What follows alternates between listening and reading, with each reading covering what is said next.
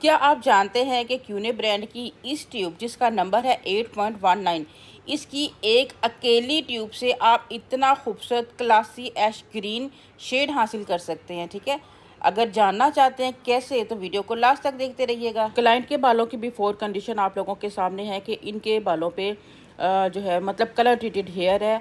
अब हम section by section काम करेंगे और इसके लिए हम लोगों ने 4 पार्टीशन बैक पे किए हैं और 3 पार्टीशन हमने फ्रंट पे किए हैं। इन्हीं सेक्शंस जो बनाए हैं वो टोटल 7 सेक्शन है और step by step her section पे हम फॉइल पेपर अप्लाई करेंगे। एक सेक्शन पे हम लोग वीविंग टेक्निक और दूसरे पे हम मतलब कि 2 टेक्निक्स को आपस में मिक्स करके इनके बालों में हम डेमोस्ट्रेट करेंगे। पहला सेक्शन हम लोग ओपन करने जा रहे हैं, बैक से हम लोग काम शुरू करेंगे। सबसे पहले हमें इस सेक्शन जो कि आपको पता है जब पोनी वगैरह बनाएंगे तो नैप का ये हिस्सा जो है ये ज़्यादा विजिबल होता है, तो इसमें बड़ा ही नीट और क्लीन तरीके से हम लोगों ने बड़ा डीप तरीके से जो है ना यहाँ पे वीविंग करनी है। ठीक है, वीविंग करनी है, फॉइल पेपर अप्लाई करना है और जो ब्लीचिंग पाउडर और डेवलपर है, डेवलपर आपने ख़ास तौर पे जो है वो 20 वॉल्यूम से स्टार्ट करना है। अगर बाल बहुत ही ज़्यादा हेल्दी या मोटा नज़र आता है फिर आप 30 वॉल्यूम यूज़ करें।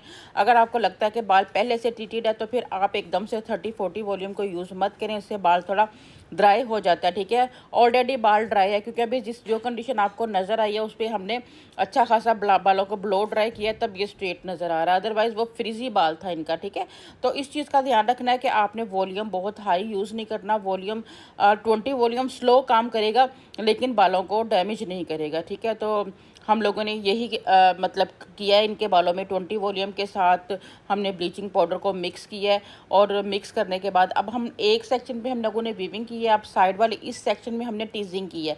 टीजिंग करके और अब हम इसको इस तरह से अप्लाई करेंगे।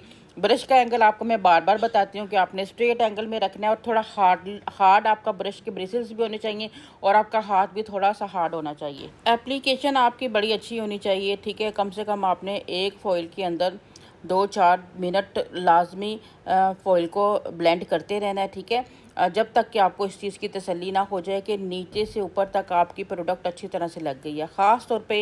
ख़ास तौर पे जहाँ पे आप टीजिंग करते हो, टीजिंग करने के दौरान जो आपके पास बाकी बचा हुआ बाल होता है वो काफ़ी एक थिक लेयर में होता है। ठीक है, और जितना ज़्यादा थिक लेयर पे आप काम करोगे ना उतना ही ज़्यादा आपको टाइम ज़्यादा लगेगा, आपकी रिज़ल्ट आने में टाइम ज़्यादा लग सकता है। इसलिए आपकी ब्लेंडिंग अच्छी होनी चाहिए, स्मूथ होनी चाहिए। और जब भी आपने देखना है कि आपकी ब्लेंडिंग जो है वो 10 लेवल आपकी लिफ्टिंग, आपका मतलब गोल है कि आपने लिफ्टिंग 9-10 लेवल से भी ज़्यादा करनी है, तो उस सूरत में फिर आपने थोड़े से प्लेक्स की बूंदें इसमें ज़रूर ऐड कर लिया करें। ठीक है, आपको हर ब्रांड में प्लेक्स मिल जाता है जो बालों को अंदर से स्ट्रॉन्ग करता है और डैमेज होने से बचाता है।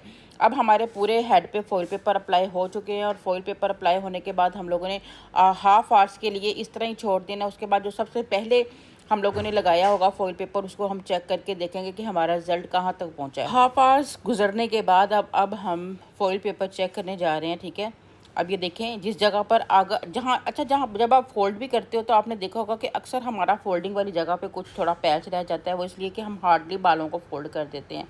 उन बालों को आप दोबारा से रीएप्लीकेशन करोगे। ठीक है, बिल्कुल आपने फ्रेश मटेरियल बनाना है, आपका पुराना पड़ा हुआ मटेरियल होगा तो वो वर्किंग बिल्कुल नहीं करता। ठीक है, क्योंकि इसका एक टाइम लिमिट होता है, उतने टाइम के बाद ये वर्किंग छोड़ देता है। मैं हमेशा बच्चियों से कहती हूँ कि जब भी आप प्रोडक्ट अप्लाई करते हो तो न्यू और फ्रेश और कम प्रोडक्ट बनाया करो। एकदम से बाज़ दफ़ा आपने देखा है कुछ बच्चियाँ बहुत बड़ा सा एक बाउल भर के ले आती हैं और एकदम से इकट्ठा मटीरियल बना के यूज़ कर देती हैं। उससे क्या होता है कि जो पहले पहले बालों में प्रोडक्ट लगता है वहाँ तो रिज़ल्ट आ जाता है लेकिन बाकी बालों में रिज़ल्ट आता नहीं है, क्योंकि प्रोडक्ट का जो टाइमिंग है या उसकी वर्किंग का जो काम था वो ख़त्म हो चुका होता है। ऑफर्स गुजरने के बाद आपको चेक करना है। ठीक है, जहाँ जहाँ आपको लगता है कि कुछ पैच हैं, कहीं रिज़ल्ट आपका मुकम्मल नहीं हुआ है। ठीक है, ये ज़रूरी होता है।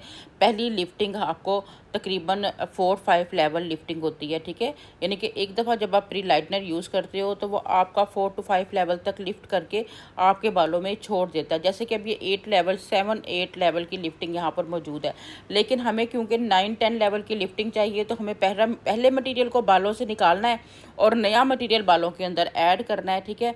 उसके बाद फिर तकरीबन 10 to 15 के मिनट के अंदर अंदर, जिस कंडीशन का बाल इस टाइम आपको नज़र आ रहा है, 10 to 15 के मिनट के अंदर अंदर जो है ये बालों में प्री लाइट बालों को कर देगा, ठीक है। अब ये देखें कि हमारा फाइनल रिजल्ट है, सारा एक जैसा इवन रिजल्ट आया है। अब हमने डिपॉजिट कैसे कलर करना है, इसमें हम लोगों ने 8.19 नंबर लिया है, ठीक है। और साथ ही हम लोगों ने इसमें 10 वॉल्यूम डबल रेशो में यूज़ करना है।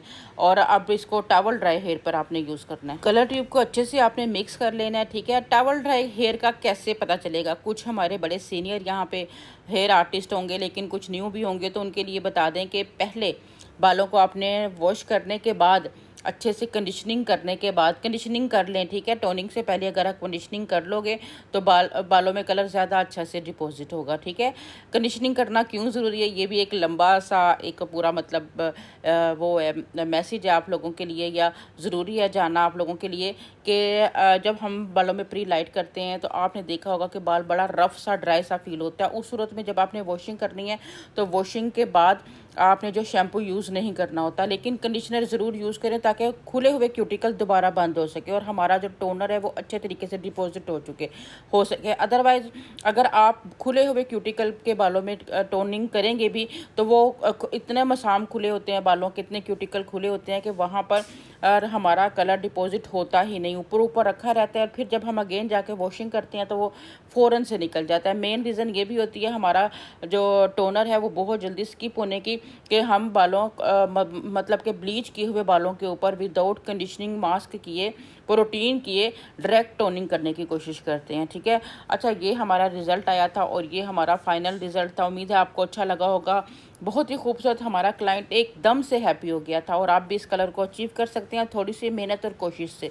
उम्मीद है कि सारा ट्यूटोरियल आपको अच्छा लगा होगा। आप ज़रूर शेयर किया करें, बहुत मेहनत होती है और आजकल वीडियोस बनाना तो मेरे लिए काफ़ी मुश्किल टास्क हो गया हुआ है, ठीक है। बहुत दिल करता है कि मैं आप लोगों के साथ पहले की तरह एंगेज हूँ, लेकिन मसरूफियत की वजह से और तबीयत ख़राब होने की वजह से, क्योंकि बहुत ज़्यादा थकने लगी हूँ अब मैं, और मुझसे इतनी लंबी लंबी वॉइस ओवर करना थोड़ा डिफ़िकल्ट हो जाता है।